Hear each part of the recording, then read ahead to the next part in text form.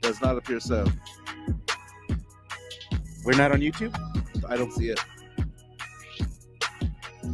Oh, wait. Yeah, we are. All right, because I was about to say. Happy Monday, Charlie Hernandez. What's good?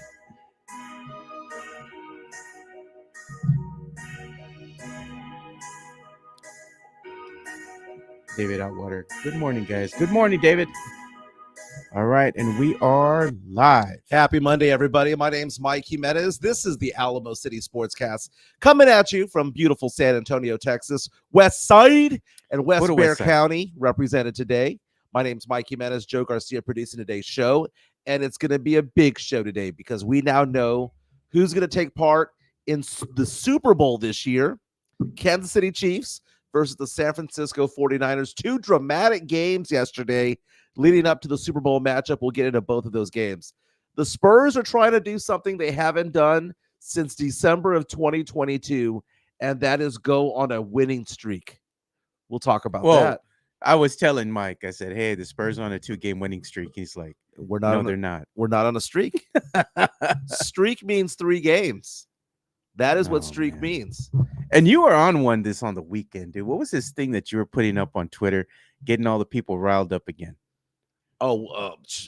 Lots of things rile people up. One of the things that rile people up was the fact that I have a tall tale that I'm going to give today. Oh God, bro! Fact or fiction, man? I was at a bar last night, and someone reminded me of something that happened to me many, many years ago. And the question was, am I partially, not fully, am I partially responsible for one of the numbers retired at the Frost Bank Center for one of the San Antonio Spurs? Man, am I partially responsible? You talk about some tall tales, dude. Yeah, and then the comments that people were giving us were funny when it comes to that. Oh, I like the video that I put up of me and you at the game on Friday. Yeah. They were calling us the COVID boys y los puffy tacos. There you go. We have to talk about that also. Joe and I on the 5th row, me badgering an official. I'm a high school basketball official. I'm over there badgering an NBA official. And you know what? I was right. And the replay proved it so. Again, if you want to take part of the show, reach out to us on YouTube. Our chat line is open. You can also buy us a coffee, QR code on the top right of the screen. If you want to tip us, again, it doesn't go to pay our bills. It goes to help with the equipment and stuff that is needed to make this show happen. Lots more to get into as well. We'll get into some pop culture and some nostalgic news. But the big 2 stories there are the Super Bowl matchup and the Spurs going on a 3-game winning streak. But let's talk about the games last night, okay? Because... I thought I hit the nail on the head. On Friday, I predicted that the Chiefs would win, and I predicted that the Lions would win. At halftime of the game yesterday between the Lions and Niners, I was like, oh, my God, my predictions are coming true. But, man, that epic collapse last night. I think we need to talk about that game first. The Lions game, you mean? The Lions up 17 points at halftime. A massive collapse to lose that game to the Niners. The Niners just destroyed them in the second half. What was the score at halftime? It was like 24. It was 24-7. Yeah. It was 24-7. And probably the biggest turning point in the game, 24-10, third quarter, midway through the third quarter, the Lions are well within field goal range. It's 4th and 2, and they decide to go for it and miss it. They took 3 points off the board. San Francisco scored quickly, and now it was a brand new ball game. What happened later on in the game? 4th quarter, Lions in field goal range again. Dan Campbell, head coach of the Lions, decides to go for it, drop pass. We've talked about Dan Campbell, about how he has brought a new culture into the Detroit Lions, a team that went 0-16 a handful of years ago and was on the cusp of making the Super Bowl. But the fact of the matter is that someone needed to stop Dan Campbell from himself. Do you know what I felt like this was, Joe? What? I felt like I was watching the movie Tin Cup. I thought it kind of had shades of the Falcons collapse in the Super Bowl. That's a very good point because you had that 28-3 collapse. It was so crazy how that happened during a Super Bowl, but we have Super Bowl 58 coming up. Yeah. And I question whether or not the Niners won that game or did the Lions just choke it away? Because the Lions opened the door. The Lions took points off the board. My goodness, man. I would understand if that had opened up a 16-point lead and it was still a 2-possession game. But by not going for that field goal and not making it a 17-point game, that suddenly became a 3-possession game. And on top of that, you kick off and it changes the line of scrimmage. It changes where the ball is at for the Niners on the next possession. And also it adds to the momentum that the Lions already had. I believe that the game would have been over had they gone for the field goal, gone up 17 points with halfway through the third quarter. I think the game was over at that point. But someone needed to stop Dan Campbell. Dan Campbell did this, by the way, in the Cowboys game that the Lions ultimately lost. It didn't have to go that way. Yeah. I mean, I know there was a controversial referee call down the stretch and all that stuff. I get that. But it didn't have to go that way. He refused to go for a field goal when conventional wisdom says you kick the ball. Conventional wisdom. Now, I know there's analytics, right? And a lot of people don't like these new analytics that say, you should go for on 4th and 1.5 at the 38-yard line or whatever the case may be. There is not one coach in the NFL that would have gone for it in that situation. They would have gotten the points. They would have gone for the points. McCarthy would have kicked the ball. DeMeco Ryans would have kicked the ball. And Belichick would have kicked the ball. Yeah. Every single head coach in the NFL would have kicked the ball. Dan Campbell last night after the game saying, I understand that I'm going to be scrutinized, but I don't regret my decisions. That is stupid. He failed his team. The other point that we need to get into is Brock Purdy. Last week, the national media roasted Brock Purdy because they were like, okay, he's not as elite as the rest because Lamar Jackson, because of Patrick Mahomes, because of all the other quarterbacks that had been in the playoffs, right? I mean, no one was going to say that Jared Goff was that much better than him. I hate to say it this way. Does race play a factor in why we think that Brock Purdy's not elite? I don't know if it's race. I think it's just mostly the eye test when you're seeing him out there. Is it the Mr. Irrelevant aspect of it all? I just don't think that Brock Purdy has that what you would call star presence. Even though his stats might show otherwise, and when he goes out there, the one thing about Brock Purdy is he's very low key, almost like a Tim Duncan-esque kind of player, where he doesn't draw a lot of attention to himself. He just goes out there and performs, and he performs well. And the thing is, it's not like sexy, he just gets it done by not making mistakes. Now, here's the thing. You take a look at Patrick Mahomes, first-round draft pick. Lamar Jackson, first-round draft pick. You have Jared Goff, the number 1 overall pick in the draft. And then you have Brock Purdy. I think a lot of people want to crap on Brock Purdy. And to some respect, I guess I've done so in the past as well. Yeah. But the fact of the matter is that the guy gets the job done and the guy wins. Yesterday, 20 for 31, 267 yards. But most impressively, he rushed for 48 yards, including 2 big scrambles down the stretch yesterday to move the chains, to get them in position, to go for the go-ahead scores, to put the game away. Brock Purdy did it with his arm. He did it with his legs. Christian McCaffrey's still doing what he does, 20 rushes for 90 yards, 2 touchdowns. But, man, the Lions were in control of this game. It was 24-7 at halftime. It was 24-10 midway through the third. Kick the damn ball, and the game is over. Josh Reynolds of San Antonio, John Jay High School, with a very, very costly drop in this game. Yeah, I like Mario Cavazos' comment, by the way. He's pretty good. He is pretty good. Jesus Rivera says, Purdy kicked ass. I was going for the Lions, though. I was going for the Lions also. Jesus Rivera says that loss is on Dan Campbell. But others are saying Dan Campbell plays that way. He's a very risky, go-for-it guy. And I know that we're playing hindsight 2020. I get that. Had he gotten these first downs, he would have taken more time off the clock, and it would have been like, wow, can you believe he did that? How brilliant that was. But it didn't happen. And not only did it not happen, it didn't happen twice, right? They did not go for a field goal twice. And how much did they lose by again? 3. 34-31. He took points off the board. I understand. Now, and if it was 4th and inches, fine. But it was 4th and 2. That's like going for a 2-point conversion. It was 4th and 2. Ridiculous against San Francisco's defense that is one of the top 5 in the NFL. Yeah, I don't know if you want to show it, but Rudy J put something up on Twitter or the X yesterday. It's pretty funny, man. If you go to his Twitter, yeah. He has Dan Campbell when he's brushing his teeth in the morning, and it's a little kid in a clown costume. Do you know what I thought it was funny? I saw several memes about Dan Campbell yesterday. My favorite one was Dan Campbell at a blackjack table. He gets 18, hit. Man, he's hitting on the 18, man. Oh man. But it's so funny, dude. They played so well. Is it true that Eminem flipped off the crowd?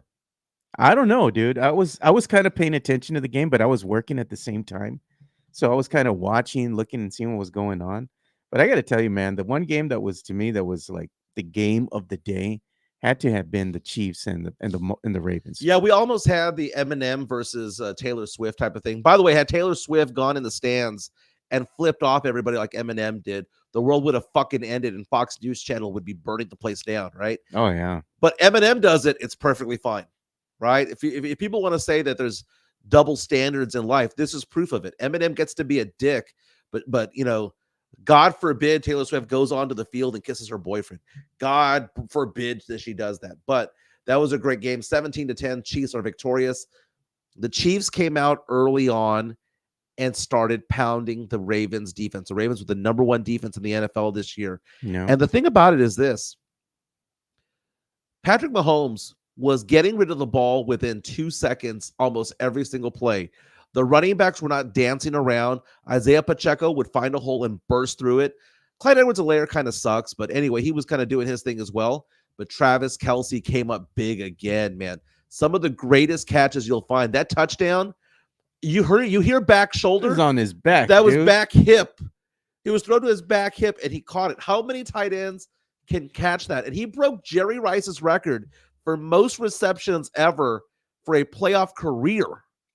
He was kind of going down, and he caught it like with one hand. He scooped it, yeah, and brought it in. And then there was also that pass. Damn. That was also that pass where he extended a drive because Mahomes dinked it to him, and he full out extended for it and caught it. Travis Kelce is amazing, and his 2 best games of the last 2 months have happened to have been the last 2 playoff games. And remember this: he had 986 yards receiving this year. Man. His teammates wanted him to go out there, get the 14 yards to extend the streak of 1,000-yard seasons. What did he do the last week of the season? Sat out on purpose. He took himself out of that game because he said, I'm not going to have a bye week. My body needs to rest. That 1 week of rest has done so well for him. He had 2 touchdowns in the first playoff game, touchdown again yesterday, 17-10. Yeah, well, you know he needs to rest because what was that saying from Rocky? Women weaken the legs, Rod. Man. They weaken the legs. It's funny because you saw Taylor Swift go onto the field, and it pisses off so many people. But Robert Griffin III, I think, had it the best. You know, former Heisman Trophy winner from Baylor, former NFL quarterback, said, "Man, if you're hating on Kelce and Taylor Swift, and you hate on their love for each other and how happy they seem, that just makes you a hater." That's all that it is. It kind of makes you a dick, is basically it. And I found it funny there, Joe. One of my good friends, Brian, he and I were going back and forth watching the Ravens Chiefs game, and he was like, oh, "I'm so annoyed by Patrick Mahomes and by Travis Kelce," right? Going on and on about all the attention they get and all of that stuff. And I asked him, I said, "Brian, who's your favorite football team?" It's the Patriots. Patriots. And I said, "Dude, we had to endure a decade of Tom Brady and Rob Gronkowski." Tom Brady also had a superstar wife in Gisele Bündchen, who was the biggest supermodel in the world at the time, right? And then Gronkowski is more outlandish than anything that Kelce has done. What's Kelce getting shitted on for? What? Doing a Pfizer vaccine commercial? What? Because you don't like his Campbell soup commercials? Dude, Travis Kelce and Jason Kelce are the future of sports media. We think that it's Pat McAfee. Dude, Manning cast sucks. I would rather have a Jason Kelce, Travis Kelce cast, a Kelce cast, when they're both retired. And I think that if he wins the Super Bowl, he should just retire. Really? Travis Kelce's 34 years old. He's getting up there in age, but if he can still ball, I mean, He's 34. His brother hung it up. His brother hung it up, man. Not officially yet, but it all signs appear to be that's going to happen. But Travis Kelce yesterday, 11 receptions for 116 yards and a touchdown. Almost half of the passing yards that Patrick Mahomes had. Patrick Mahomes threw for 241. Pacheco, 24 carries for 68 yards and a touchdown. The Chiefs are back in it, man. They're the third team in NFL history to be in the Super Bowl 4 out of 5 years. The Bills did it one time. The Patriots did it one time. And now the Chiefs. Patrick Mahomes is the best quarterback in NFL history. The best quarterback in NFL history. He's not the GOAT. The GOAT's Tom Brady. But the best quarterback in NFL history by far is Patrick Mahomes. We have a $5 super chat coming in from the Drew Show. Appreciate the tip, my man. Says, Patriot fans are the biggest haters of Kansas City Chiefs and Mahomes. We all know why. Shout out to former Spur culture poster boy Brent Forbes mugshot. Man, that came out of nowhere. Squirrel. Okay. Yeah, they're the biggest haters because, again, what's the difference between the best and the greatest? You know? Yeah. There's a difference between the two. Greatness comes with rings. And Tom Brady has 7. He has 7. Patrick Mahomes is going for number 3, but Mahomes is on track step by step with him because at the same age, Mahomes right now, if he wins this Super Bowl in 2 weeks, Super Bowl 58 in Las Vegas, will have 3 rings at the same age that Tom Brady had 3 rings. Going toe-to-toe with him. But there's no way in the world Tom Brady could do what Mahomes does. Mahomes could do everything that Brady did. You know, I heard this, I think it was yesterday during the post-game telecast that they had. And they were talking about the Chiefs, Ravens. Right. And they were saying that there's some players out there that just have what they call the clutch gene. Yeah. And they're like, Kelce has it and Mahomes has it, dude. Like in the biggest moments, they just find a way, man, to make spectacular plays like Kelce or like Mahomes to continue the play and be able to still connect to your guy down the field and just keep the drive alive. And they have to be the scariest out in the playoffs right now, or in the last 5 years, because this was the year that we thought, man, Kansas City has regressed. Yeah. They have no wide receivers. They have they lost 2 games at home. They were 11-6. Mahomes having to play his first playoff games on the road, goes out there, knocks out Buffalo, knocks out the Baltimore Ravens. It just breaks their hearts, man. This is the season where they were on the ropes, but this is also the season in which the Chiefs had a top-tier defense. Look at every single team that made the Final Four. AFC, NFC Championship games. Chiefs, great defense. Ravens, great defense. Lions, great defense. Niners, great defense. Well, I wouldn't say the Lions had a great defense. They had some secondary issues, but still they were good enough, right?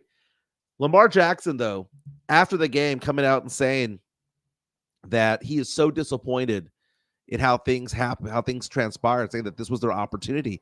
They don't come around very often, man. They really don't. Drew reaches out and says the best example of Mahomes' greatness was him scrambling to the left and throwing a pass out of bounds left-handed. Brilliant. Well, I don't know if that's a joke or not, but a lot of what he does is not mess up sometimes. Yeah. He knows when to throw the ball away, and sometimes he throws that ball away going to his left and throwing it out left-handed. He has completed passes left-handed. He will throw sidearm. He'll throw underhanded. He threw yesterday a pass that was like a grenade. It's always money, he man. just tossed it up in the air for Kelce to get under it. He knows he is so in sync with Travis Kelce.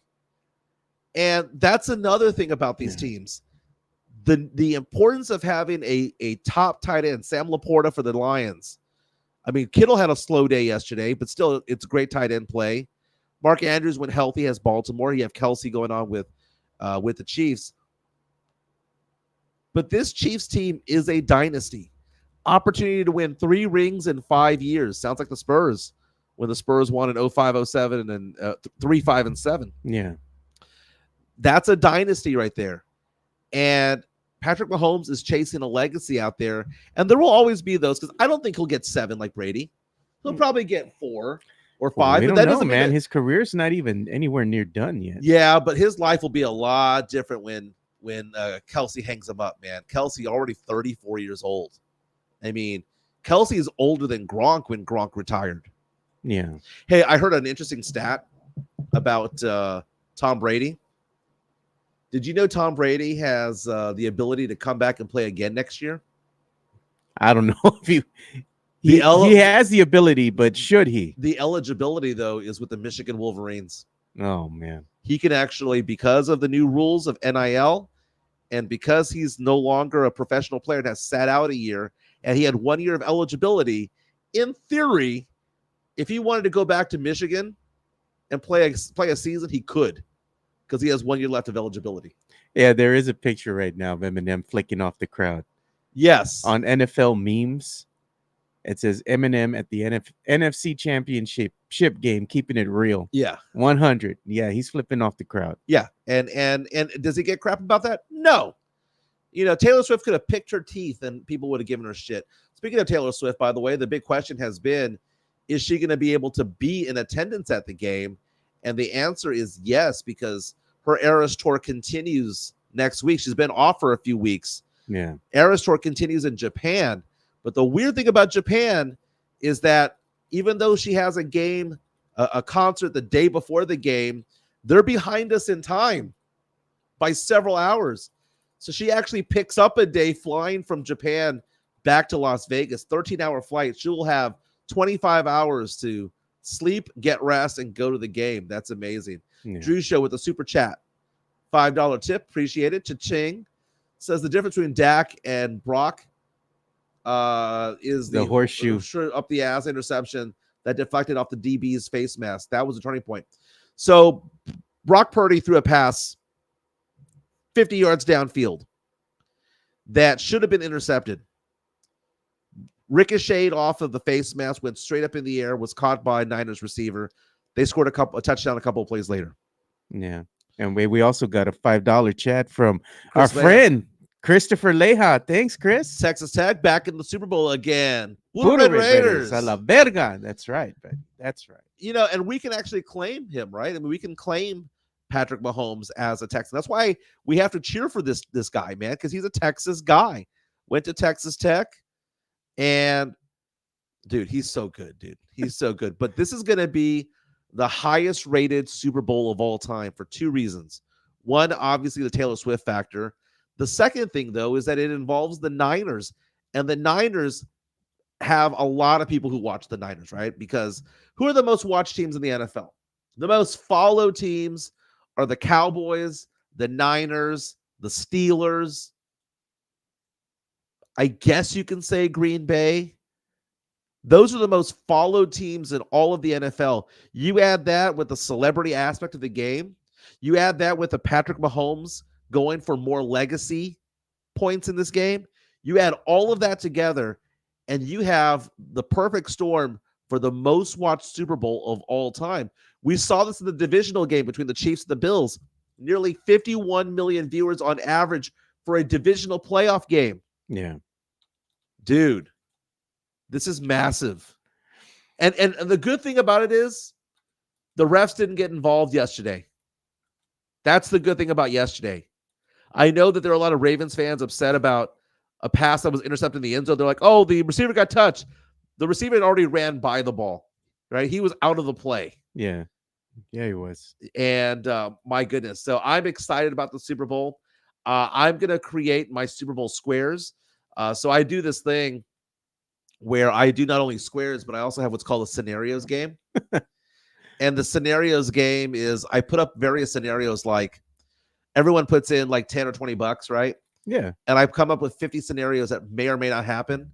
And one of the scenarios might be and you get picked at random. You don't get to choose your scenario; they get assigned to you, like it's generated.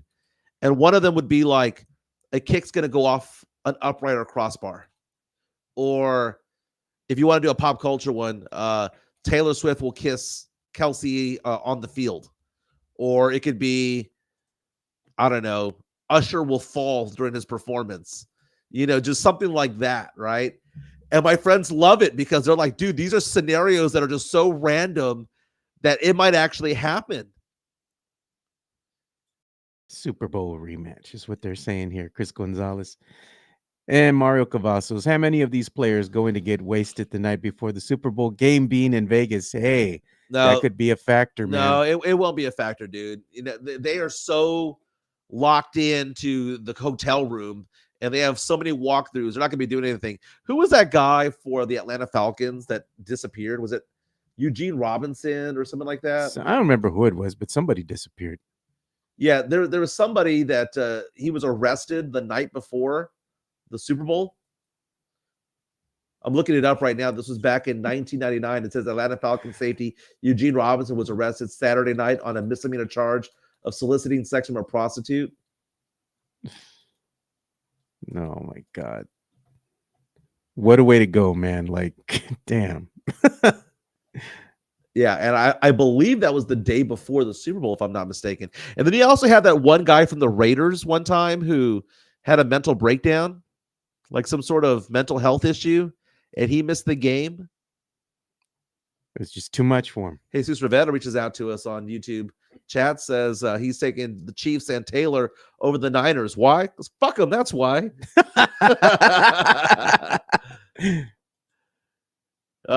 Drew says, to quote Shaq, after the interception and TD, Campbell and his team became masters of panic. Dude, they nutted up, dude. I mean, they had all the swagger in the world. Just kick the damn field goal, go up 3 possessions, take some pressure off the defense there.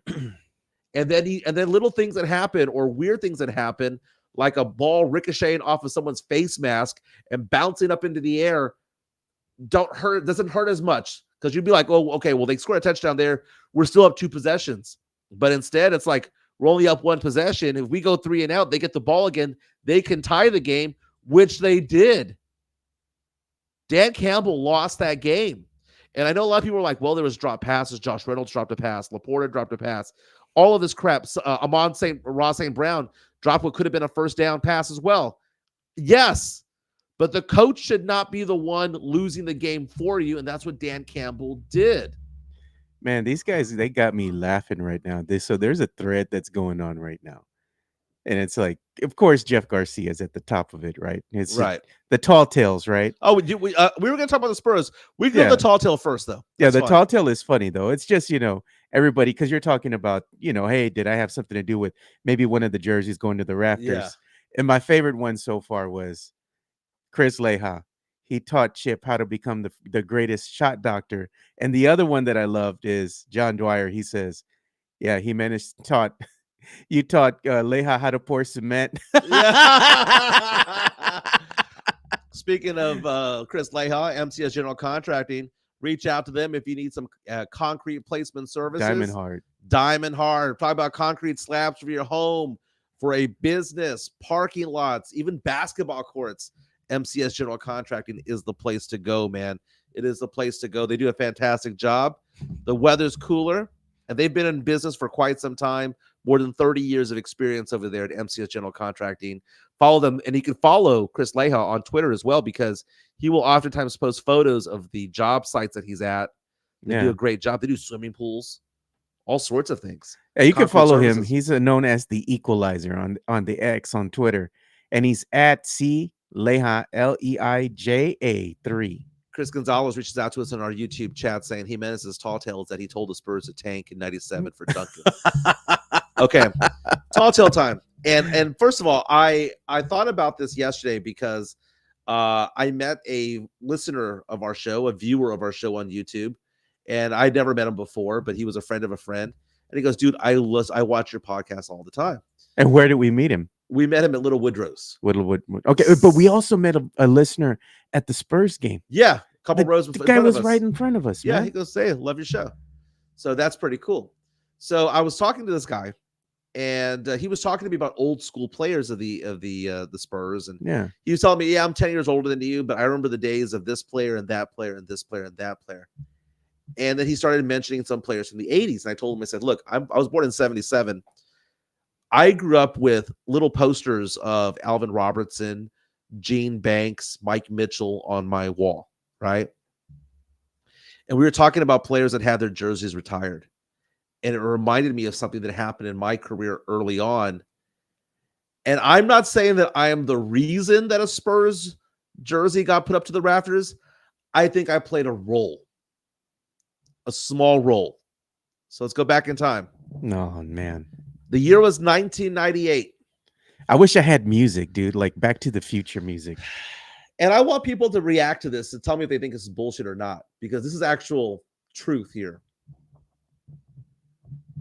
Here's the thing. Back in 1998, I was 21 years old. Where did I work in 1998? I worked at KSAT 12. And what was I doing at KSAT 12? I was a producer, one of the producers of a show called Instant Replay, which still exists today, Sundays after the news, right? 10:30. KSAT 12. So I was one of the ones who did that. Now, part of my job was not only to write the highlights for the day, but oftentimes I would do features. But I was never the person on air for this. I would write it for either Greg Simmons, Cordell Patrick, or David Sears to read. I would go off. I would do the interview. I'd write the story, but they would front it as though they were the ones doing it. But it was actually me that put this together. I did an interview that day, that week, for a feature, and there was features every Sunday. They still do it now. That feature was on Johnny Moore. And it was about how Johnny Moore was still part of the Spurs organization, that he worked for them. And I did a whole retrospective on his career. Johnny Moore, his career was cut short because he had desert fever, and he came back for a little while, but his health ended his career.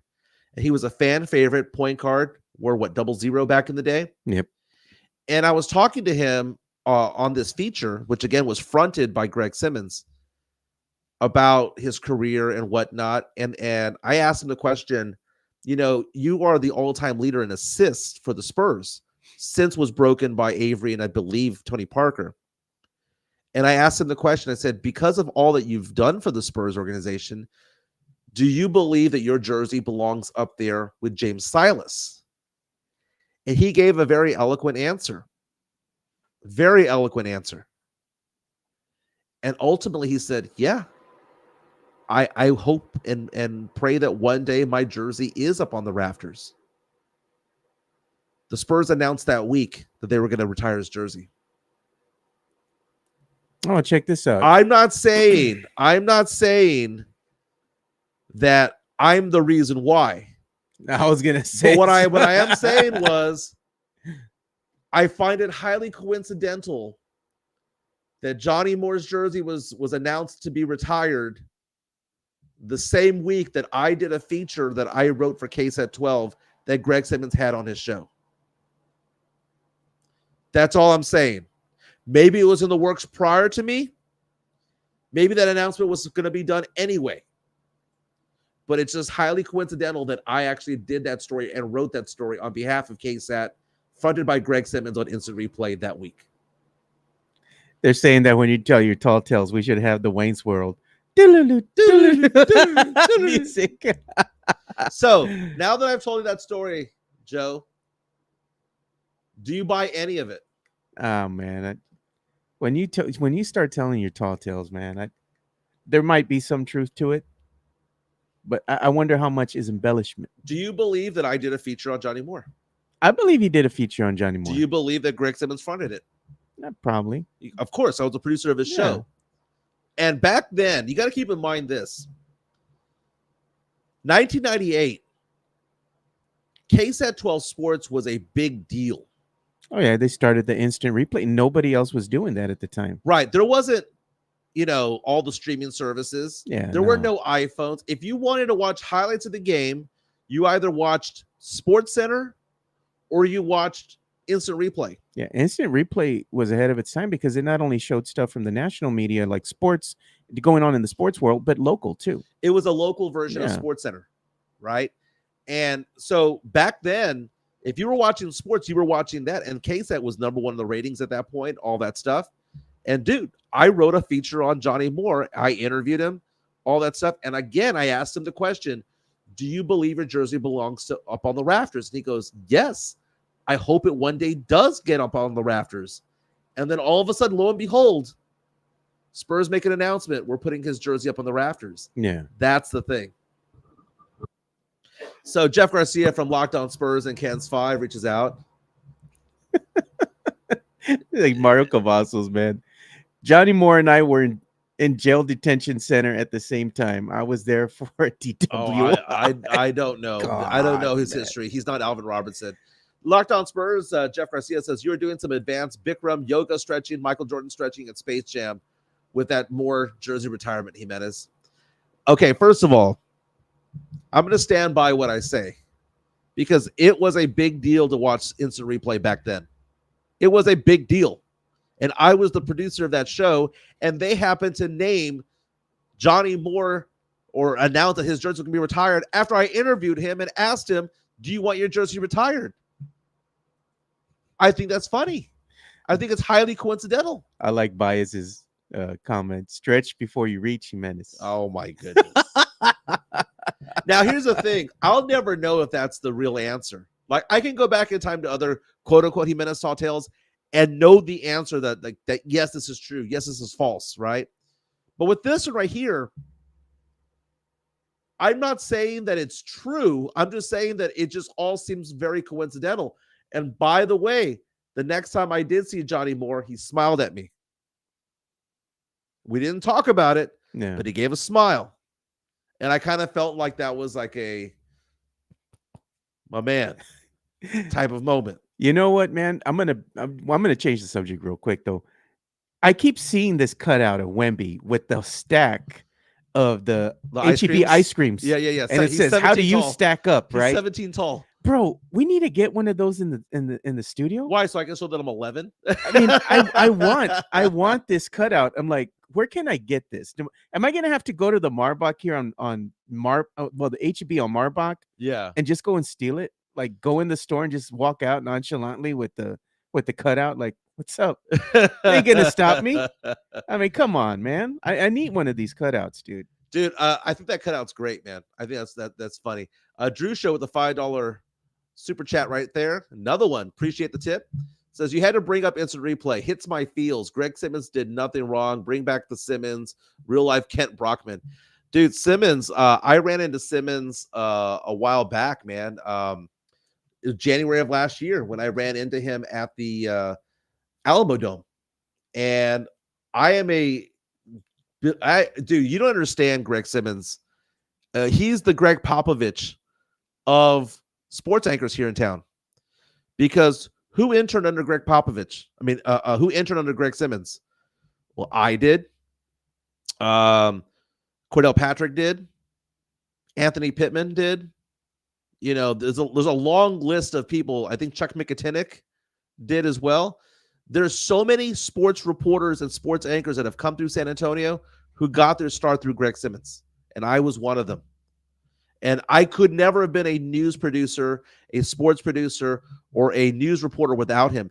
The weird thing is that like I worked with Greg for 4 years, 2 years as an intern and 2 years as a producer. He still refers to me as his former intern. Hurts a little bit. Because I was also a producer over there, but he oftentimes refers to me as that. But Greg Simmons is a very, very, very good man. He is interesting. Jeff Garcia from Locked On Spurs. Are you kidding me? MJ acquired taste, reaching with that Moore jersey retirement story. I mean, he wants some credit for it too. No, I'm not saying that it's 100% the reason for it. But what I am saying is that I did do a feature on Johnny Moore. I did ask him that question. And guess what? It got retired, or the announcement was made days later. Joe Gonzalez, MJ, that's Mellow Man ace levels of mentiras. That's a straight skeezer. Oh, look at his 100% credit, Mike. bringing No, I'm Greg not Simmons asking in for the credit. show to give I'm you not the asking for proper credit. I'm not asking for credit. Okay, take a look on my screen here. Oh, Take a look on my God. screen here. Me and Greg Simmons, when I ran into him at the Alamo Alamo Dome during the Spurs 50th anniversary celebration, the game they had against the Golden State Warriors, Steph Curry coming into town, ran into Greg, and he congratulated me on everything, right? Greg was my guy. I worked with him for 5 years. I was 15 years old, and I was at home in the 78238. I was a sophomore or junior in high school, and I got a phone call, and my mom goes, "Michael, phone." And I grabbed the phone. We had a 30-foot cord. I went across the room thinking it could have been somebody. And I was like, "Hello?" And he goes, "Hi, this is Greg Simmons." I was like, "Greg Simmons from KSAT?"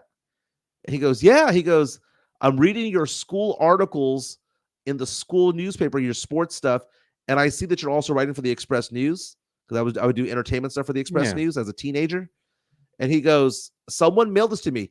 Do you know who mailed it to me? To him, or sent it to him, was my girlfriend in high school. Oh, man.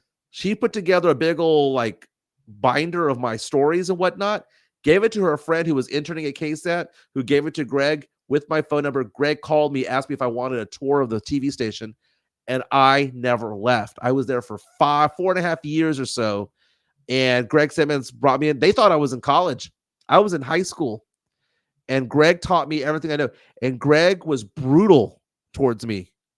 He was like his style of coaching, his style would never be tolerated ever again. He was angry. He would throw things. He would be demeaning. But I got better because he did that, and I stood up for myself against this guy, and he respected me from it. And years later, he flags me down at the Alamo Dome. So I would go and write stories for him. He'd send me out to go do features. He's not going out and interviewing high school coaches and going out and interviewing Johnny Moore and going out doing that. I would write the stories for him to voice. Chris Gonzalez Jimenez talked about McDonald's should bring the McRib back. Should bring back the McRib, and the McRib brings back the McRib. McDonald's brings back the McRib. Yes. So you're going to be the one that's going to have the McRib reinstated over it. And I wish Jeff Garcia was on to talk about this. But man, my career spanned a while, a good 10 years in the media. So before I was, sports talk radio, Michael, think about that. I got out of the media in 2005. God, bro, this nickname, man. Boy reporter. Sounds like a scholastic book title. Dude, I wrote for the Express News when I was 16. Oh, did he ever call you coconut? Oh my God. No. But Greg Simmons did throw my 21st birthday party. The OG, triple OG, man. Hey, man, there's been stories said about Mr. Simmons. My 21st birthday party thrown at a fine little establishment here in San Antonio. Yeah, hey, Greg Simmons used to be a ladies' man back in the day. Bro. Yes. By the way, picture of my dogs here. Met a dog trainer yesterday at the Little Woodrows. We were talking about it. He's actually in the military with Australian military. He's over at Lackland doing training. He was telling me something about huskies. He would say that huskies really only need to eat once every other day. He goes, "Why do you all Americans overfeed your dogs, feeding them 2 or 3 times a day?" He goes, "They're animals. They eat once a day and sometimes just 4 times a week." And I have to research this even more, but he goes, "Dude, that's how they work." He goes, they need a lot of water. He goes, "But they eat when they're hungry. They don't eat because they're bored." Yeah. He goes, "Humans eat because you're bored. Oh, you want to go get something to eat? Screw it. Let's go get something to eat. Humans eat because we're bored." He goes, "We should not be feeding our dogs the way that we feed ourselves." He goes, "They're not grazing out in the wild." And I was just like, interesting. Oh, Tim Gonzalez, Dan Cook, and Greg Simmons are San Antonio sports legends. That was the other tall tale that no one believed me on, was that Dan Cook would take my money. Because Dan Cook, I worked at Ken's. Did you take him to prom? I took a woman named Cyan Tucci to prom. She was a hottie from Thomas Jefferson High School. So again, Dan Cook, I worked with at Ken's the final year of Dan Cook's career. That's how I met Joe Ryan-Eagle. No, man. So I've been pissing off Joe Ryan-Eagle since the 90s, right? That's why I liked working with him at Sports Star. It's because I used to go to his office just to piss him off. And years later, we would do radio together from time to time. No, I'm a big fan of all those old school guys. It'll never be the same. It'll never be the same. So, yeah, but I never worked with Dan Cook. I just knew him from the newsroom, and he would ask me, he goes, hey, you want to play a game? I'll play you for $1. I'll play you for $2, $1, a quarter. And we would throw quarters up against the wall, and whoever's could bounce off and be closest to the wall. He one time did like a mini putt-putt in the newsroom, and we played that for a little while. I also did the Eyewitness Newsreel. You remember the Chris I remember Maroon? that. I was also an editor of the newsreel for a while. And I hated it. That's the worst thing I ever did in my life was the Eyewitness Newsreel. Just gives me nightmares thinking about it. Let's talk about your San Antonio what gives Spurs. you nightmare fuel is that freaking king cake baby, dude. I'm looking at a picture of that damn son of a bitch right here on the screen as I'm scrolling through X for stories. Yeah. That thing's nightmare fuel, dude. Let's talk about the Spurs real fast. Did you know that the Spurs have won more games in the month of January, or just as many rather, than they did in December, November, and October combined? They were 2-2 in October, 1-13 in November, 2-12 in December, just 5 wins. They were 5-27 when the year started, and they're 5-9 this year in 2024, this month, right? Tonight, they have the opportunity to get a winning streak for the first time since December 12th, I believe, of 2022. You came up to me and you said they've won 2 games in a row, 2-game winning streak. That's not a winning streak. It's a winning streak, bro. The definition of winning streak is 3. You win a game, you win back-to-back, you have a 3-game winning streak, and then a 4-game winning streak, and so on and so forth. The same goes for losing streaks. A losing streak counts as 3 or more. Spurs tonight favored by 3.5 points, taking on a team that actually has a lower record. I believe it's the Wizards this week tonight. Who you got?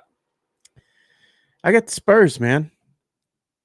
Maybe they'll officially win that 3rd game, so you can say they are officially now on a 3-game winning streak. That's right. I've polled people this morning. 105 people have voted. 89.5% saying that the Spurs will win again tonight and get that 3-game winning streak. I mean, they'd end the month or be right around the end of the month at 6-9. Still not a good record, right? I mean, this is how exciting Spurs fans are right now. Excited about things going on is that they're excited about a 6-9 month or a potential 6-9 month. You and I went to the game on Friday night. We saw the Spurs play. And they played Portland, and we were on the 5th row. And then we saw them play Minnesota the game after, and it was the first time we saw Wemby do back-to-back games. Jeremy Sohan went off Friday night's game. Over 30 points scored. I told you, I'm in the 5th row. He's going off right in front of me. I said, he's doing this because he's doing this in front of me. He's trying to impress me. Hey, I did go ahead and go at you on Twitter and told you if you were ready to sign the Jeremy Sohan apology form. Okay, here's what we'll do. If he has a 3rd game in a row that's really good, oh man, I'll bring it out and maybe I'll sign it. He's had 2 games this year where he scored 30+ points. Yeah. He's also had about 20 games where he's been single digits. I mean, you get the good from him, you get the bad from him. It's just like anybody else, it's about consistency. But what we saw Friday was an effort from Jeremy. We saw Devin Vassell play well. Keldon but the game against Minnesota, though, the come from behind victory, how electric it looked and sounded there at the Frost Bank Center. It was like a playoff atmosphere, man. Spurs fans have been hungry about it. And that's why I'm not going to shit on anything today about the Spurs, because we should all be happy that they've won back-to-back games. It's been so long since they've won 3 in a row. I mean, they won back-to-back earlier this season. They started off the season 3-2 for crying out loud. It's been so long. So I'm not going to crap or rain on anybody's parade when it comes to the Spurs. But what we saw against Cat, what we saw against Gobert and Anthony Edwards was special. It was special because look at the plus-minus. When Wemby was out there, it was plus 19. When Trey Jones was out there, it was plus 18. When Wemby is not on the court, when Trey Jones is not on the court, they are the worst team in the NBA. You put them on the court, they start playing a little bit better together. The Spurs are finally getting the ball into Wemby. They're finally feeding him. And as I mentioned on Locked On Spurs with Jeff Garcia, don't forget to follow him at Jeff G Spurs Zone on Twitter. I subscribe to Locked On Spurs for daily Spurs content on Spotify, also on YouTube as well. It's a great show. I was on there and I was talking to Jeff about it, and I was saying they're playing Sohan differently the last couple of weeks. What was he, the starting point guard for 20 some odd games? Yep. Then they moved him to the 4. But now the way that he is going towards the bucket is so much different. He's rolling towards the basket, and Wemby's finding him. Trey Jones is finding him. Yeah, he scores 30 some odd points, right? He'll knock down 1 or 2 3-pointers. But all the points that we're seeing there, I'd say all, it's hyperbole. It's like 2/3 of the points that we're seeing are all within 5 feet. They're all within 5 feet, which is exactly what he should have been doing, which frustrates me as a Spurs fan. By the way, happy belated birthday, Pop, 75 yesterday. It frustrates me as a Spurs fan because it's like, yeah, I knew he could do this. Everyone knew that he could do this. But why was he put in the position to not do that? Because Pop wanted a tank, man. And that's basically it. But I mentioned yesterday on Twitter that I'm looking at the stats of the Spurs players for the season. And the stat that impressed me the most was about Trey Jones. Did you know that Trey Jones has an effective field goal percentage right now of 55%? You and your effective field goal percentage, dude. That's like your favorite stat. It is my favorite stat. It's like RJ Ochoa from Blogging the Boys. Yeah. He loves DVOA. 2-point shooting for Trey Jones this year. Last year was at 50.6%. This year, 60.1%. A 9.5% increase in accuracy. Now, his 3-point shooting is still at 28%, but you put it all together, his effective shooting has gone from 48% to nearly 55%. Yeah. Why is it going up? It's because he's finally able to finish drives. Something about it last year was he would drive to the bucket and it just wouldn't go in. It reminded me of Lonnie Walker in his early first couple of seasons where he would drive and he'd beat somebody and then he would just brick a layup. He's finishing at the bucket. He's getting a little bit of a teardrop going on. Dude, Trey Jones offensively is doing a lot better. But I had a conversation with somebody yesterday about Trey. Do you believe, was the question, do you believe that he's the future of the Spurs when it comes to point guard? I still don't. He belongs on this team, but I still think that he's a quality backup. I think he's a quality backup. And the reason I say that, Joe, is because Trey Jones's defense is still not there, man. He's never been a defender. That's the thing with Trey Jones. He can run the offense. He can score some points here and there, but he's not on the court for his defense. And that's the thing with a lot of these Spurs players. And I was watching that show that's on News 4, the sports show that's kind of like instant replay. Yeah. And I think it was David Chancellor that was talking about it. And when he was saying, what he was saying was true. And he was saying that the Spurs basically need to go ahead and make some trades. You know, they need to go ahead and do something so they can win some games. That way the team knows what it's like to have a winning culture. Because right now, he says it's not good for these young players to be brought into this losing culture. They need to learn how to win. And the only way that they're going to learn how to win is that they need some veterans that they can bring in that can play defense. That way they can change the dynamic of not only the locker room, but also what's going out there on the court. Because if you get this team used to losing the way that they keep losing, what does that tell them? I like what you're bringing up with that. I really do, because that goes to the point about what it means to be a veteran. And this is the fallacy of the rebuild, is that the problem that you see is that a lot of Spurs fans and maybe even Pop believe that the Spurs are going to get better simply because they're more experienced on the court together. They're not. They're not going to get better. Losing does not foster winning later on. It doesn't, man. You need to play with better players to bring up your game. Look at how happy they are after 2 wins. Right. Right. And you're beating shitty teams. Well, one was good. One was good, but you beat a shitty team in Portland. But the thing is, the dynamic overall, and it's not just the players across the Frost Center. Everybody was happy. There was a better vibe. Why can't they have that happen on a consistent basis? The only way that the Spurs are going to get rid of this losing culture, you have to make that transition. You need to bring winners in to teach players how to become winners. And the good thing is that he brought up a good point, and I want to bring it up to you. The only way the Spurs are going to go ahead and get into this mode of starting to win games and changing that culture, changing the mindset, is you have to go after some of these veteran star players, like big name players. You have to make a bid and use some of that draft capital that they have to start bringing some of those players here. That way they can play around a one Victor Wembanyama and maybe some of the other pieces that you want to keep, so they can start changing that culture from losing to winning. And that way the team will get better and start winning games more consistently. But do we really believe that the Spurs are going to be buyers of the trade deadline, which, by the way, is 10 days away? Thursday. They need to. That's the thing. If they want to go ahead and change the dynamic here, they need to make some changes. Just standing pat, going to the draft, drafting younger players, that's not going to be conducive to winning. It's going to be more of the losing for another couple seasons. And who's to say that will stop anytime soon? If this team doesn't learn how to win, we only have Wemby for 4 years on his rookie contract, or 3. If he can decide he wants to be traded. If they don't make him happy and they don't surround him with some pieces that can get this team back to their winning ways, you think the kid's going to want to stick around here? Exactly. By the way, we have a couple of super chats coming in from Drew's show.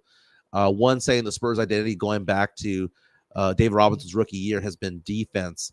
Ever since that Bryn Forbes hit the lineup, it's been gone. Yeah. Going on to say that Wemby and Sohan's defense identity needs to return, and players like Barlow and Wesley need to play more and have less of Devin and Keldon out there. He calls them a pipe dream. The problem that you have there, Drew, is the fact that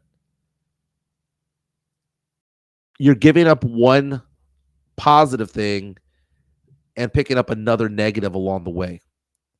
So, for example, you might say Barlow and Wesley, right? Barlow and Wesley might play better defense, but they're not as good as Keldon and Vassell offensively. And you're giving things up. Trey Jones, baller offensively. Defensively, cannot play defense. That's the stigma with the San Antonio Spurs right now, is that they can go ahead and put up points, but they can't stop the opposing team to save their lives. And that cost them a lot of games, especially when they're close in the fourth quarter. The Spurs need to learn how to win games. And that's the one thing that they're starting to figure out, but they need to do that consistently. The only way you're going to start to learn how to win games is you have to have that veteran presence on the court. Right now, this team is way too young and inexperienced, and it's not going to get better if you keep rolling out the same crew that you got from the last season, the season prior. What's going to happen next season? Right. Same thing. You and I can go on in the past of when the Grizzlies sucked, before they got Ja Morant. Sacramento Kings have sucked for many years. Indiana Pacers. Just because you keep a group together doesn't mean that they're going to mature and suddenly start winning. Yeah. You need to have winners teaching others how to become winners. You losing 60 games every season, you're not suddenly going to turn it around and be a 60-win season. It doesn't happen that way. Bleacher Report just released an article right now. I found it to be interesting. It says what every team needs in the NBA at the trade deadline. And it says the Spurs' biggest need of the trade deadline is a point guard. And it says, quote, the Spurs already have a solid point guard in Trey Jones, but Popovich has been reluctant to play him heavy minutes alongside Victor Wembanyama, in spite of plenty of evidence that it helps the rookie star. It says the front office might force its coach's hand by acquiring a high-profile number one like DeJounte Murray who has reportedly been a target. It goes on to say that the Sohan point guard experiment was fine to try for a bit, but obviously didn't work. He's more versatile doing other things. Again, we're 10 days away. Thursday, February 8th is the trade deadline. Spurs have done a lot of moves in recent years. Hey, maybe one of the moves, this is just me throwing something out there. If you're not going to make a trade for a point guard and you have one DeJounte Murray that is arguably on the market, right? Yeah. They're open for trade talks, right? If you're not going to make a move there, this is crazy. But what about going after Devin Booker? His contract's going to expire at the end of the 23-24 season. 24-25, he has a player option. Yeah. He can opt in or opt out. You would need to have some sort of assurance that he's going to do it. Yeah. We have a $2 super chat there from Drew asking the question, well, whatever happened to if you can't play defense, you can't play? What happened to that? That's the thing. The point guard that I think the Spurs should focus on? Make it a family affair. Go get Trey Jones's brother, Tyus. Tyus Jones. Tyus Jones. The guy can knock down threes. And, he's reportedly on the trading block as well. He's not going to cost a lot to get. I would go after Tyus Jones.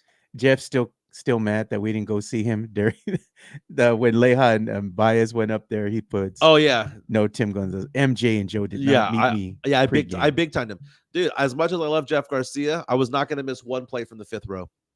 We were on the fifth row with free beer, and free food, and free snacks. You were eating salmon for the first time ever. Chef prepared salmon. I mean, we had a good spread where we were at. Yeah, Sorry, Jeff, but we good, bro. Not gonna happen. Not gonna happen at all. But the Spurs again in action night against the Wizards, 3.5-point favorites.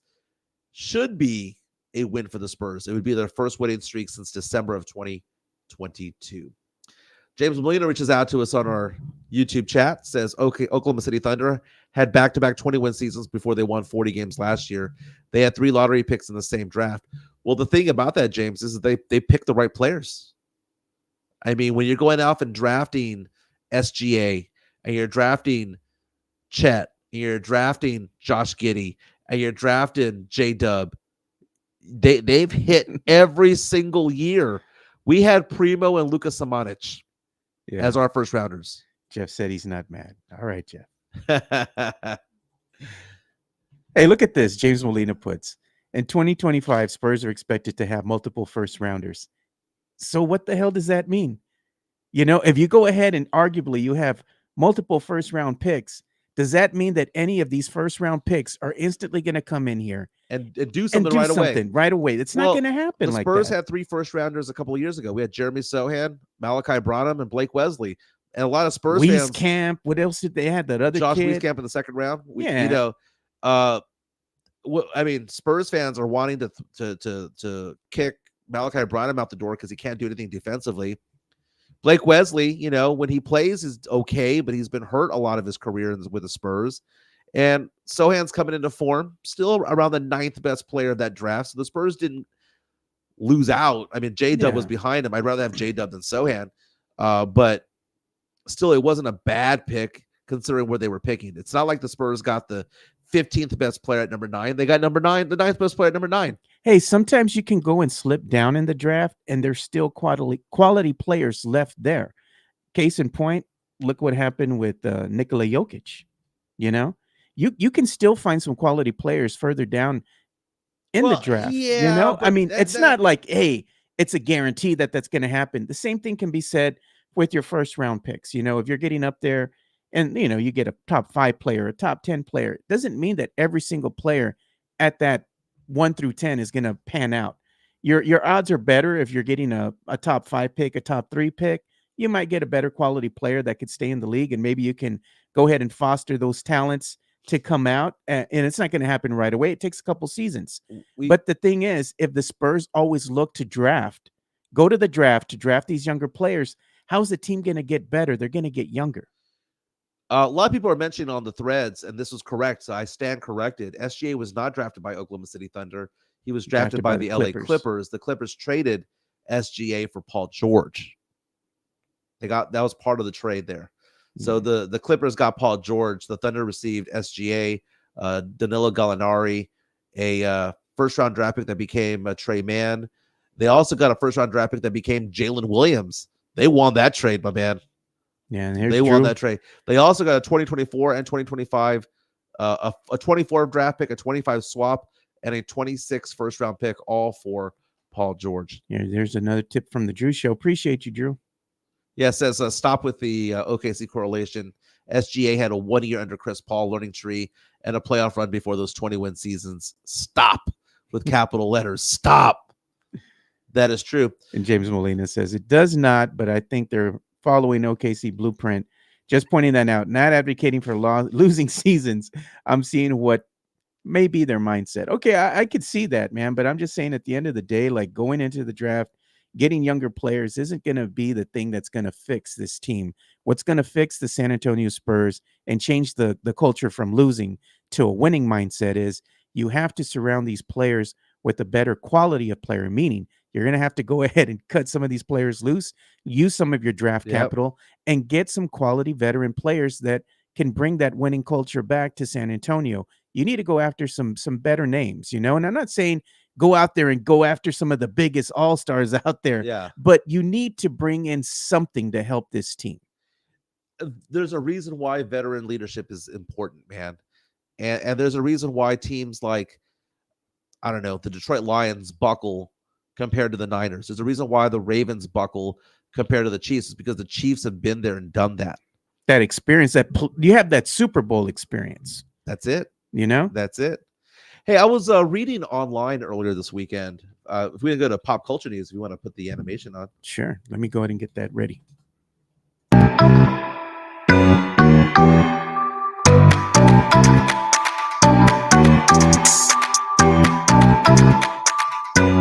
I found it funny, by the way. If you want to go onto to my screen here. Yeah. Remember Sharon Stone? Oh, I remember her. Yeah. The actress Sharon Stone famously showed her hoo-ha in Basic Instinct back in the day. That is considered to be the most paused moment in sports in movie history. Basic Instinct, one of the classic movies of the 90s. I have seen that movie. It was actually a really good movie. She's having a hard time finding love. She's now 65 years old. For her age, very attractive still. But she is going on Tinder and Bumble and has been going on for months trying to find love. And she says that what she sees is that there's some people who don't believe that it's really her, and that there's some guys over there who are not very nice. And she mentioned how she had a date with a guy who was crying about his breakup and that she had to like counsel him through a breakup. God. Can you imagine going online and seeing Sharon Stone over there? Who in San Antonio would be the most popular, the most famous celebrity that you could see on a San Antonio Tinder or a San Antonio Bumble? Who would that be? Famous here, San Antonio? Famous in San Antonio. Damn, I don't know. Would it be like a news reporter here in town? Is that what it would be? Or maybe somebody that's like an actress or something, But somebody from San Antonio. Do you know who I think would be the most famous person? Who? It'd be Maddie Sky. Really? I think she'd probably be the most famous person if she was to ever be on that. I'm not sure if she is or not. Yeah. But I threw that out there. I think before her would have been Vanessa Macias, but she married Tim Duncan. True. But think about that. You have Sharon Stone trying dating apps right now. I find that to be funny. But I mean, she's of a certain age now, so it's like the people that you're dating, are they around your same age? Or are you going after younger guys? I'm like, what are you doing? Did you also hear the story about Britney Spears versus Justin Timberlake this weekend? Nah, I didn't hear about that. Okay, so earlier this year, or it may have been late last year, there was a controversy involving Britney Spears because Britney Spears made mention of the fact that she had an abortion early in her life, and that the father, she claims, was Justin Timberlake. And she says that Justin Timberlake gave her crap because wrote that song Cry Me a River and all that stuff, and people kind of canceled Justin Timberlake, right? But Justin Timberlake had a number one song hit the charts. And it was the first time in a long time that he had a hit song. It's a song called Selfish. And it's a music video that came out, right? It's part of a new album that's coming out March 15th. And the single made it to number one on the video charts, which I didn't know was a thing, but music videos are still a thing, right?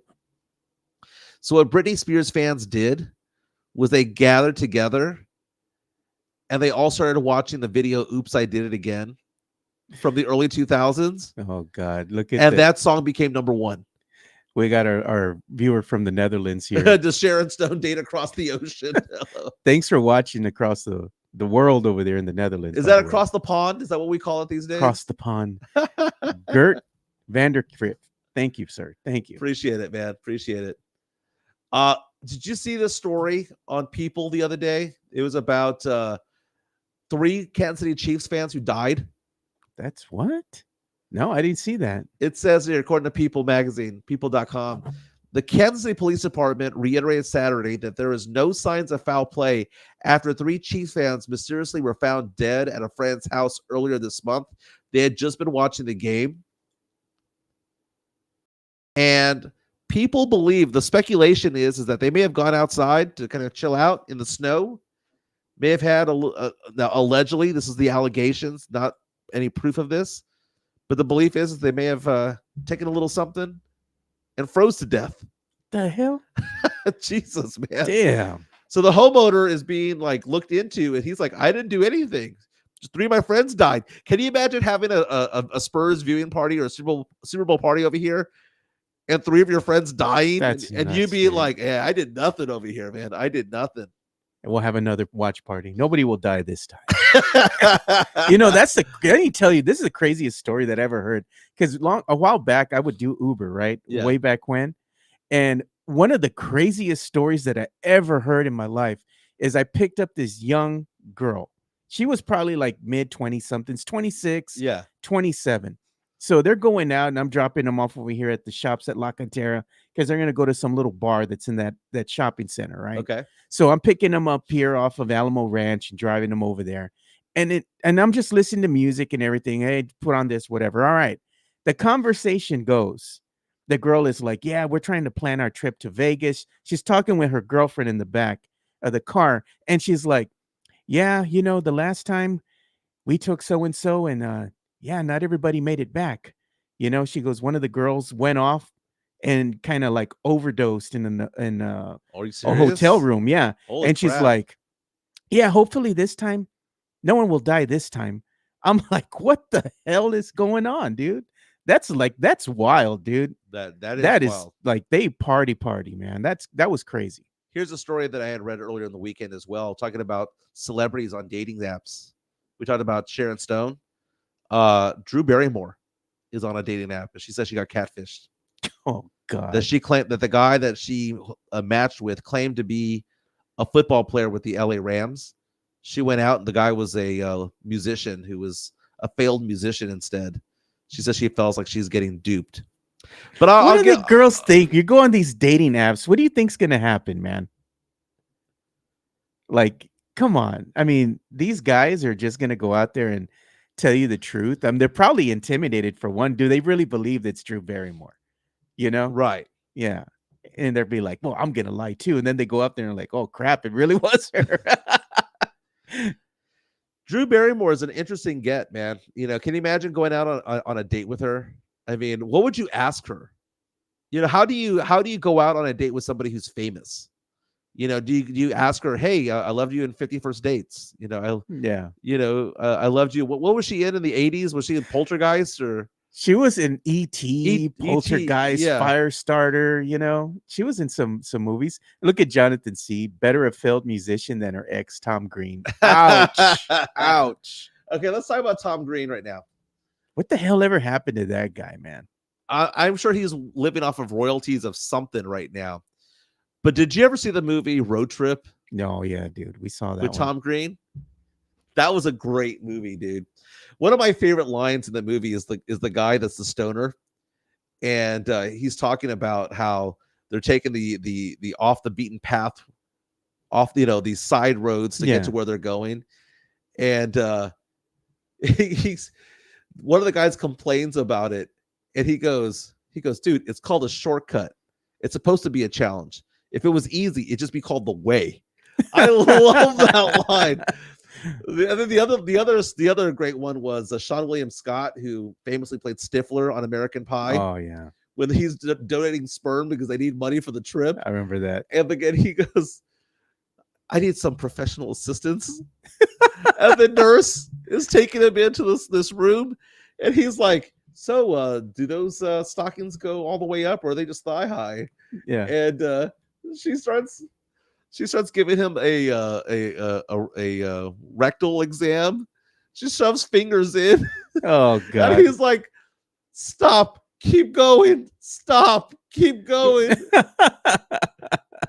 Oh, what a great movie. Road Trip is a wild movie, dude. Then he finishes and he's like, "That was awesome." Oh my God.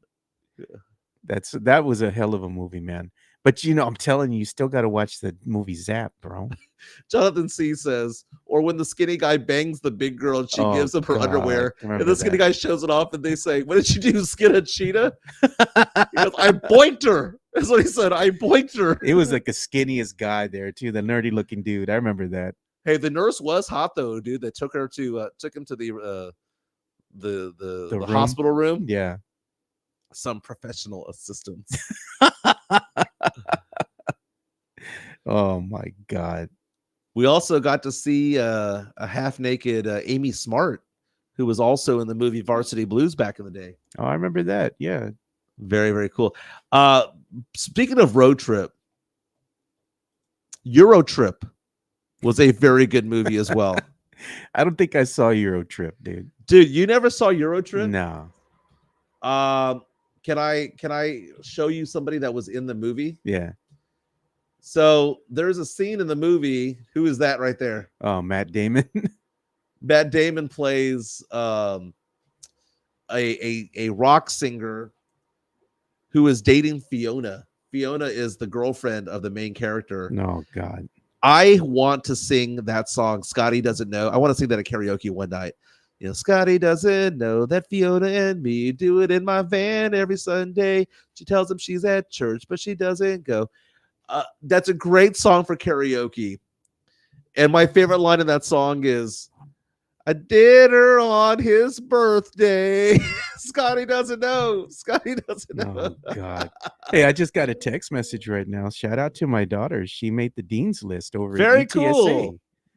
Like, congratulations to her. Congratulations. That's amazing, man. Yeah. And your son's going to be a Red Raider? I don't know. He's gotten several offers already from several colleges, but he was wanting to go to Texas Tech, and we got the good news late last week that he did get accepted. So now we're just waiting to hear about scholarship. The money. Yeah. But show me the money. Chris Gonzalez reaches out and says Euro Trip is better than Road Trip. Here's the thing about it. Both are good. If I had to choose my favorite of the two, I would probably say Euro Trip is a little bit better. Part of it because of the song and the Matt Damon references to it all. But the reason why Matt Damon was in that movie, by the way, not credited, so he's not even on the credits, even though he's in that movie for a very pivotal role in the movie, is because I believe he was college roommates with the writers of that movie. Oh, okay. So Matt Damon, even though he was a big star, goes off and does that cameo, which was amazing. And again, that song was fantastic. I think Lustra was the name of the band that did it. Very, very cool, man. Very, very cool.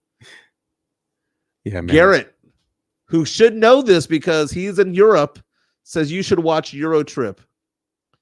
Speaking of which, he's from Holland, right? He's from the Netherlands, which is Amsterdam, is in that area. It's there. Yeah. There's a scene where they go to Amsterdam where they're going to the red light district. And they're going to a sex dungeon. Oh God. And they give him a safe word. And the safe word was so fucking hard to say that he couldn't say it. And who was the girl who played Xena, the warrior princess? Oh, Lucy Lawless. I'm gonna look her up real fast. Here she is as a dominatrix in the movie. What a great scene, dude. What a great scene. And even better is Lucy Lawless getting mad during the blooper reel at the end of the movie. Oh man. You know, she's telling him to shut up because he's laughing too much. God. Dude, Xena Warrior Princess, dude, that was a thing for a while. Those were like I was at the end or early 2000s. I think that was when they came out, right? Yeah. Early 2000s, late 90s, something like that. Garrett says Deuce Bigelow movies are fun too. Okay, first of all, Deuce Bigelow is a great movie. It's great. Deuce Bigelow, male gigolo. Okay, first of all, one of the lines in there when that girl's at the shop, the pet store, he's like, I want some of the snails from the bottom so that so she gets all wet. Cake. There's been a big mistake. Say steak.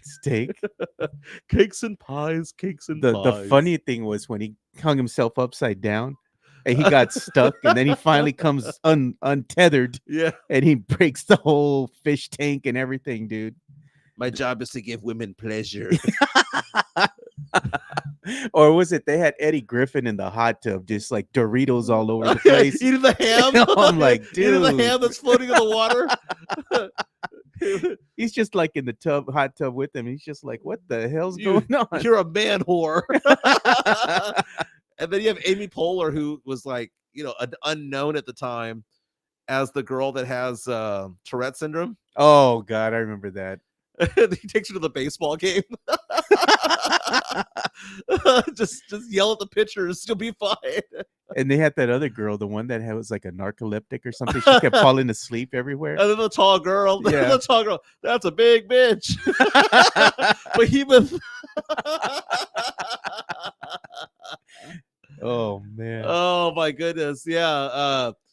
Garrett say you should watch the scene of Amsterdam of Deuce Bigelow, European Gigolo. I remember that they did go over there. Yeah, that was the sequel. Yeah. Okay. So the Euro trip one in Amsterdam was they believe that they go to a bakery that's serving pot brownies, and they believe that they're all high, and then they find out at the very end that it's just a regular brownie, that they've just been acting stupid the entire time for no reason. Yeah. Good times, man. Good times. This is both nostalgic and pop culture when it comes to it. Everybody loves this segment of the show. Oh my goodness. We had no idea we were going there. I haven't seen Lucy Lawless like this. I'm going to find where this is streaming and watch it today. It's a great movie. I did her on his birthday. Damn. Oh my God. Michelle Trachtenberg is in Eurotrip. She's smoking hot. She was in Buffy back in the day. Oh, I remember her. Yeah. She was a good 4 seed back in the day. And I did read the comments that someone posted earlier saying that some KSAT sports anchor is a 3 seed. I have no idea who you're talking about. I just looked up her photo. I'm not going to comment on a lot of reporters because I used to do that for a living, so I'm not going to. But apparently he's intrigued. He thinks that a KSAT sports anchor is a nugget. My sister, by the way, told me yesterday that she hates the word nugget. Oh God. It's part of. She listens to the show. Yeah, it's part of the whole thing of this show. I mean, the word nugget, it means something. Like a gold nugget, man. You know? That's right. Valuable. Yeah. There's value in that. She hates the word nugget. So Spurs tonight going for 3 wins in a row. A winning streak is what they'd be doing. I got to find out who's favored to win the Super Bowl. Super Bowl 58? It's probably going to be the Chiefs, dude. Let's see here. Super Bowl 58, which is in 2 weeks. San Francisco favored by 1. Wow. A 1-point spread. Dude, Brock Purdy, if he wins a ring, he has to be considered elite at that point. I mean, I kind of feel like he should be already. But it's you see the so discrepancy bizarre with the pay as far as quarterbacks? Yeah, he makes just under $1 million a year right now. And Mahomes is like at 450 or something. 45 million a year for dude. 10 years. It's like nuts. That's crazy, man. Hey, thank you again for supporting this show. Like, subscribe, hit that like button on the way out. And don't forget to send this out to friends and family and coworkers and things like that. Let them know that we're doing what we're doing. This is a fun show. This is a fun time. We get going around 10:15 every day, Monday through Friday. This is fun, man. But I hope everyone has a fantastic Monday. Reach out to me. I'm at MJ Acquired Taste on Twitter. Joe, is at Two Shots Pack Podcast at Twitter. But everyone have a fantastic day, and we'll see you guys tomorrow. Peace, boys. We'll see you all tomorrow.